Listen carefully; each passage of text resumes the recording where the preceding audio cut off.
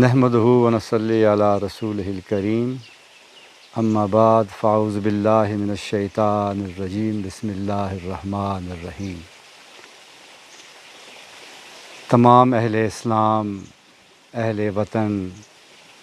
اور وابستگان سلسلہ نسبت رسولی کو رمضان المبارک کی آمد مبارک ہو۔ ناظرین گرامی قدر، رمضان المبارک مومن پہ، مسلمان پہ اللہ تعالیٰ کا ایک بہت بڑا احسان ہے۔ اللہ جل شانہ کا شکر ہے کہ اس نے ہمیں ایمان اور اخلاص کے ساتھ اپنے اس مبارک اور پیارے مہینے میں داخل کیا۔ اللہ تعالیٰ ہمیں یہ توفیق عطا فرمائے کہ ہم اس مہینے کی رحمتیں اور برکتیں سمیٹتے ہوئے اس مہینے سے نکلیں۔ ہمارے لیے ضروری ہے کہ ہم یہ سمجھیں کہ اللہ تعالیٰ کا یہ انعام کیا ہے، کیونکہ جب اس کے بارے میں ہمیں معلوم ہوگا، اس کی حقیقت کو سمجھیں گے، تو تبھی ہم اس کی قدر کر سکیں گے۔ رب ذوالجلال نے قرآن کریم میں ارشاد فرمایا ہے کہ تم پر یہ روزے فرض کیے گئے ہیں اسی طرح کہ جس طرح تم سے پہلی امتوں پر فرض کیے گئے تھے، تاکہ تم تقوی حاصل کر سکو، یعنی پرہیزگار بن سکو۔ اب تقوی کیا ہے؟ تقوی پرہیزگاری کا دوسرا نام ہے، یعنی تزکیہ نفس ہے۔ جب انسان متقی ہوتا ہے تو رب اس سے راضی ہوتا ہے اور وہ رب کی رضا کے مطابق اپنی زندگی گزار سکتا ہے۔ اور جب انسان متقی نہیں ہوتا، یعنی تزکیہ نفس اسے حاصل نہیں ہوتا، تو ایسا انسان ساری زندگی نفس کا غلام رہتا ہے۔ تقوی اور انسان کی مثال اس طرح ہے کہ جس طرح نفس ایک منہ زور گھوڑا اور انسان ایک سوار۔ اگر ایک سوار گھوڑے پر سواری کرے گا اور وہ جانتا ہوگا اس فن کو، تو وہ جدھر چاہے گا اپنے اس گھوڑے کو موڑے گا، اسے بھگائے گا اپنی مرضی کے مطابق، اور اس طرح وہ اپنے نفس کو، یعنی اس گھوڑے کو اپنے تابع رکھے گا اور متقی ہوگا۔ لیکن اگر ایک انسان اناڑی ہوگا اور ایک منہ زور گھوڑے پر بیٹھ جائے گا، تو پھر وہ بجائے اس کے کہ وہ اپنی مرضی سے گھوڑے کو چلائے، گھوڑا اپنی مرضی سے اس سوار کو چلائے گا اور جہاں چاہے گا اسے پٹخ دے گا۔ یہ نفس اور انسان کا تعلق ہے۔ اور متقی جو ہے وہ ایک ماہر شاہ سوار کی طرح ہے، جو ہمیشہ نفس کے منہ زور گھوڑے کو اپنے قابو میں رکھتا ہے۔ لہٰذا ایمان حاصل کرنا، مسلمان بننا، عبادتیں کرنا، ان سب چیزوں کا اصل حاصل یہ ہے کہ انسان تقوی حاصل کرے، اور تقوی کا حصول ہی رمضان کے روزوں کا بنیادی مقصد ہے۔ عزیزان گرامی، رمضان کریم کو زندگی کے سفر میں اگر سمجھنا ہے تو یوں سمجھ لیں کہ اس کی مثال ایک صاف اور ستھرے چشمے کی ہے، کہ جیسے ایک مسافر اگر ایک لمبی مسافت طے کرتا ہوا کہیں سے گزرتا ہوا جاتا ہے، تو اس کا لباس، اس کا جسم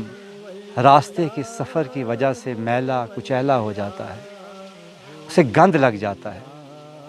پھر اچانک اسے اپنے اس سفر میں ایک چشمہ نظر آتا ہے، اور وہ اس چشمے میں نہا دھو کر صاف ستھرا ہو جاتا ہے، اپنے کپڑے صاف کر لیتا ہے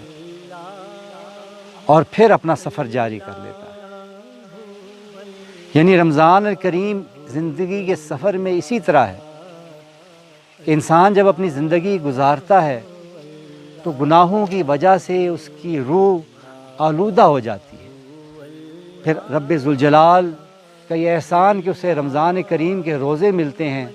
اور اپنی روح کی اس آلودگی کو وہ دور کر پاتا ہے اور پھر اپنی زندگی کا سفر شروع کرتا ہے۔ ناظرین گرامی، اللہ تعالیٰ کا اپنے بندے پر احسان ہے کہ وہ اپنی انسان کو وہ اس کی پوری زندگی میں معافی کے، توبہ کے اور صفائی کے موقع عطا فرماتا رہتا ہے۔ احادیث میں ان چیزوں کا ذکر آیا ہے۔ میرے آقا کریم فرماتے ہیں کہ رمضان تک، نماز تک، جمعہ تک گناہوں کا کفارہ ہے۔ آقا کریم علیہ الصلاۃ والسلام نے ارشاد فرمایا کہ جس شخص نے رمضان المبارک کے روزے ایمان اور اخلاص کے ساتھ رکھے اور اس کی راتوں کو قیام اللیل کیا تو اس کے تمام گزشتہ گناہ معاف کر دیے جائیں گے۔ آقا کریم علیہ الصلاۃ والسلام ایک مرتبہ مسجد النبوی میں تشریف لائے اور ممبر پر بیٹھ کر آپ نے خطبہ دیا اور ارشاد فرمایا کہ اے لوگو، تم پر ایک عظیم مہینہ سایہ فگن ہے، ایک ایسا مہینہ کہ جو اللہ تعالیٰ کی رحمتوں، اس کی برکتوں اور اس کی مغفرتوں کو سمیٹے ہوئے، لہٰذا تم اس مہینے سے فائدہ اٹھاؤ۔ اس مہینے میں دو چیزیں اہم ہیں جو تم نے کرنی ہے۔ ایک دن کے روزے، یعنی ایک دن کی مخصوص گھڑی میں تم نے ان چیزوں سے بھی پرہیز کرنی ہے جو عموماً اللہ تعالیٰ نے تم پر حلال کی ہوتی ہیں، یعنی روزہ رکھنا ہے۔ اور دوسرا، راتوں کو قیام کرنا ہے، اللہ ذوالجلال کی عبادت کرنی ہے۔ اور یہ اللہ تعالیٰ نے تمہاری استطاعت پر، تمہاری ہمت پر چھوڑ دیا ہے کہ تم جتنا چاہو اتنا کرو۔ یعنی کہ یہ رمضان المبارک دو اہم پروگرام لیے ہوئے ہیں، ایک دن کا روزہ اور دوسرا قیام اللیل، یعنی رات کی عبادت، جس میں تراویح بھی شامل ہے، تلاوت قرآن بھی شامل ہے۔ اب دن کا روزہ تو آپ پر فرض ہے، ہم سب پر فرض ہے، لیکن رات کی تراویح اور قیام اللیل، تلاوت، یہ ہماری ہمت پر ہے کہ جتنی استطاعت ہماری ہوگی ہم اتنا اس کو کریں۔ ناظرین محترم، میرے اور آپ کے آقا کریم علیہ الصلاۃ والتسلیم نے ارشاد فرمایا ہے کہ جنت کے 8 دروازے ہیں اور ان میں سے ایک دروازے کا نام باب الریان ہے، جس میں سے صرف اور صرف روزہ دار گزر سکیں گے، اور روزہ دار کے بغیر اس میں سے کوئی نہیں گزر پائے گا۔ میرے آقا فرماتے ہیں کہ روزے دار کے منہ کی بو رب ذوالجلال کو مشک سے زیادہ عزیز ہے اور زیادہ پیاری، یعنی اتنا زیادہ رب ذوالجلال روزے دار کی عبادت کی قدر فرماتا ہے۔ آپ خود اندازہ لگائیں کہ ہر عبادت میں یہ احتمال ہو سکتا ہے کہ انسان اپنے رب کی رضا کے علاوہ کوئی اور مقصد بھی اس میں رکھتا ہے۔ مثلا میں نماز پڑھ رہا ہوں، میرے ساتھ ایک اور آدمی نماز پڑھ رہا ہے، وہ تو مکمل رب کی رضا کے لیے نماز پڑھ رہا ہے، لیکن میں ہو سکتا ہے میرے ذہن میں یہ خیال ہو کہ میرے دائیں بائیں کے لوگ مجھے دیکھ رہے ہیں کہ میں نماز پڑھ رہا ہوں، تو وہ کہیں گے بڑا متقی ہے، بڑا پرہیزگار ہے۔ اسی طرح کوئی صدقہ خیرات کر رہا ہے، کسی کے دل میں تو اللہ کی رضا ہوگی، لیکن کوئی ایسے بھی لوگ ہو سکتے ہیں جو اس وجہ سے صدقہ خیرات کر رہے ہوں کہ لوگ کہیں گے دیکھو جی یہ کتنا سخی ہے، کتنے پیسے دے رہا ہے، یا اس کے پیچھے کوئی اور اس کی وجہ ہو، جیسے آج کل سیاسی لوگ ہوتے ہیں، پیسے خرچ کیے، صدقہ خیرات کیا، اس کے بدلے میں لوگوں سے ووٹ یا ہمدردی لی۔ یعنی ہر عبادت جو ہے اس کے پیچھے اللہ کی رضا کے علاوہ کوئی نہ کوئی اور وجہ شامل ہو سکتی ہے، لیکن روزہ ایک ایسی عبادت ہے کہ اگر آپ خلوص سے رکھ رہے ہیں تو وہ صرف اور صرف اللہ کی رضا کے لیے ہوتی ہے۔ اس میں اور کوئی مقصد شامل نہیں ہو سکتا، کوئی دنیا کی لالچ شامل نہیں ہو سکتی، کسی کو دکھانا شامل نہیں ہو سکتا۔ کیوں؟ اس لیے کہ روزہ آپ کو خلوت اور جلوت دونوں میں رکھنا ہے، لوگوں کے درمیان بھی روزے سے رہنا ہے، تنہائی میں بھی روزے سے رہنا ہے۔ اسی لیے اللہ تعالیٰ کہتا ہے کہ روزہ ایک ایسی عبادت ہے جو میرے لیے ہے اور اس کا اجر بھی میں ہی دوں گا۔ اس لیے عزیزان محترم، یہ روزے اخلاص سے رکھیں، ایمان سے رکھیں اور اس نیت سے رکھیں کہ اللہ تعالیٰ ہمارے گزشتہ گناہ معاف فرما دے اور آئندہ ہمیں وہ اعمال کرنے کی توفیق دے گا جو اس کی رضا کے مطابق۔ حاضرین محترم، اس دفعہ کا رمضان ایک مختلف انداز میں آیا۔ پہلے رمضان کا انداز یہ ہوتا تھا کہ راتوں کو تراویحیں ہوتی تھیں، بڑی بڑی لمبی قطاریں لگ جاتی تھیں، مسجدیں آباد ہوتی تھیں، جگہ جگہ افطار ہو رہی ہوتی تھی، سحریاں ہو رہی ہوتی تھی، مخیر حضرات مختلف بندوبست کر رہے ہوتے تھے، اکٹھی مشترکہ لوگ بیٹھ کے افطار و سحر کرتے تھے، اور اسی طرح مسجدوں میں اعتکاف کے اہتمام ہوتے تھے۔ لیکن اس دفعہ اللہ تعالیٰ کی بھیجی ہوئی یہ آزمائش، جسے ہم کووڈ-19 کہتے ہیں یا کرونا وائرس کے نام سے مشہور ہے، اس کی وبا جو ہے، اس کا جو پینڈیمک ہے، یہ پوری دنیا میں پھیل گیا ہے، جس کی وجہ سے احتیاط لازم ہو گئی ہے۔ ہماری حکومت نے علماء کے ساتھ مل کر 20 نکات رکھے ہیں اور ایک مخصوص SOP بنایا ہے کہ کس طریقے سے آپ نے مسجدوں میں جانا ہے، آپس میں دوری رکھنی ہے، مثلاً ہاتھ نہیں ملانا، ماسک پہننا ہے، یا اور بہت سی باتیں جو احتیاط کے پیش نظر آپ کو کرنی ہے۔ اس لیے اس دفعہ کا رمضان زیادہ خلوتوں والا بن گیا ہے۔ اس دفعہ آپ کو رب ذوالجلال نے یہ موقع دیا ہے کہ اگر آپ مسجد میں نہیں جا سکتے تو اپنے گھر کو مسجد بنا دیں، کیونکہ یاد رکھیں کہ پہلے کی امتیں جو تھیں وہ صرف عبادت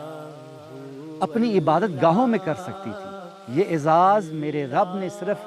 اپنے حبیب کی امت کو عطا فرمایا ہے کہ ساری زمین کو اس کے لیے مسجد بنا دیا۔ اس لیے اگر آپ مسجدوں میں نہیں جا سکتے، بیمار ہیں، طبیعت خراب ہے، عمر رسیدہ ہے، یا جو احتیاط کی تدابیر ہمارے اہل طب نے، ڈاکٹروں نے یا حکومت نے، انتظامیہ نے آپ کو بتائی ہیں، اس کے مطابق آپ کا جانا بہتر نہیں ہے، تو آپ اپنے گھروں پر عبادت کریں، تراویح گھروں پر پڑھیں اور گھر کو عبادت گاہ بنائیں، اپنے دلوں کو مدینہ بنائیں، اپنی خلوتوں کو آباد کریں۔ پہلے آپ کی رونق مسجدوں میں ہوتی تھی، صحنوں میں ہوتی تھی، اس دفعہ آپ کی رونق آپ کے دل میں ہونی چاہیے۔ گھر کے ایک گوشے میں بیٹھ جائیں، یہ اب بہترین موقع ہے کہ آپ اپنے اندر جھانکیں اور یہ سوچیں کہ رب ذوالجلال کی آپ پر کتنی عنایات۔ عزیزان محترم، یہ ذہن میں رکھیں کہ اس مرتبہ رب ذوالجلال نے انسان کو یہ بتا دیا ہے کہ تم خلا میں جاؤ یا سیاروں کی سیر کرو یا سائنس میں جتنی بھی ترقی کرو، تم میرے سامنے محتاج ہو۔ میں ایک نہ نظر آنے والے وائرس سے تمہیں بے بس کر سکتا ہوں اور تمہیں گھٹنے ٹیکنے پر مجبور کر سکتا ہوں۔ اس لیے اللہ تعالیٰ کے حضور اپنے اس رمضان المبارک میں معافی مانگیں، استغفار کریں، گر گڑائیں اور رو رو کر دعائیں کریں اور اپنے آپ کو اپنے رب کے حضور سجدہ ریز کر کے یہ کہیں کہ الہ العالمین تو ہر چیز پر قادر ہے، ہم تیرے محتاج اور بے بس بندے ہیں، ہم گناہ گار ہیں، ہم آزمائشوں کے قابل نہیں ہیں، تو ہم پر رحم فرما، ہمارے اہل و عیال پر، ہمارے ماں باپ پر، ہمارے پیاروں پر رحم فرما، سارے مومن مسلمان مرد اور عورتوں پر رحم فرما اور اس کائنات پر، اس دنیا پر رحم فرما، اور اسے اس کووڈ-19 جیسے عذاب سے، اس وبا سے نجات دے۔ ہم یہ مانتے ہیں کہ ہم تیرے حضور بے بس ہیں، تو ہی ہمیں بچا سکتا ہے، تو ہی ہمیں نجات دے سکتا ہے۔ یاد رکھیں کہ یہ والا رمضان مبارک ایک خاص رمضان مبارک ہے، یہ خاص حالات میں ہے، اس لیے اس میں آپ کو اپنے رب کے حضور گڑ گڑا کر دعائیں کرنی ہیں، اپنی خلوتوں کو آباد کرنا ہے، اور بالخصوص نظم اجتماعی جو ہے اسے ڈسٹرب نہیں کرنا۔ جو حکومت کی ہدایات ہیں، جو اہل طب کی ہدایات ہیں، ان پر عمل کرنا ہے، تاکہ یہ معلوم ہو کہ رب ذوالجلال کے ماننے والے بندے نبی کریم علیہ الصلاۃ والسلام کے غلام ایک نظم اجتماعی کے قائل ہیں، اور وہ ایک ڈسپلن کے تحت چلنے والے ہیں۔ ہم کسی کی خرابی نہیں چاہتے بلکہ بھلائی چاہتے ہیں، کیونکہ رب ذوالجلال نے فرمایا ہے کہ اپنی جانوں کو ہلاکت میں مت ڈالو، اس لیے ہم اپنی جانوں کو ہلاکت میں نہیں ڈالیں گے، اور ہم دوسروں کی جانوں کو ہلاکت میں نہیں ڈالیں گے۔ ہم اپنا بھی خیال رکھیں گے، دوسرے کا بھی خیال رکھیں گے، اور اس رمضان کے دوران عزیزان محترم ان تمام احتیاطی تدابیر کو مد نظر رکھتے ہوئے عبادات کریں گے، کیونکہ یہی میرے آقا کا حکم ہے۔ آپ کی ساری زندگی یہی چیز تعلیم دیتی رہی ہے کہ مومن وہ ہے جس کی زبان سے، جس کے ہاتھ سے دوسرا مومن محفوظ رہے۔ اللہ تعالی ہمیں اس رمضان المبارک کو اپنی رضا کے مطابق اور اپنے حبیب کی رضا کے مطابق گزارنے کی توفیق عطا فرمائے۔ اللہ تعالی ہمیں اپنی بندگی اور اپنے حبیب کی غلامی عطا فرمائے۔ وما علینا الا البلاغ المبین۔